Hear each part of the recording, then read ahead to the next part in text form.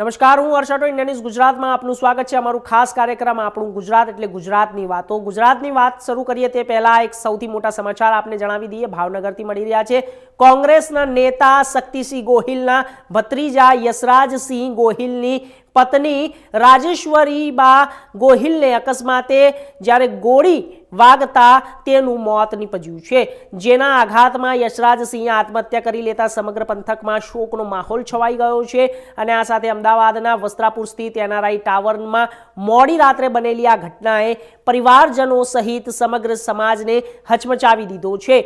અને એક દીકરાના અવસાનથી ગોહિલ પરિવાર ઘેરા શોકમાં ગરકાવ થઈ ગયો છે। બનાવ બાદ બંનેના મૃતદેહને આ અંતિમ ક્રિયા માટે તેમના મૂળ વતન લીમડા ગામે લઈ જવામાં આવ્યા છે। યશરાજસિંહ અને રાજેશ્વરી બા ગોહિલ મૃતદેહ ગામ પહોંચે તે પહેલા જ લીમડા ગામ સજ્જડ બંધ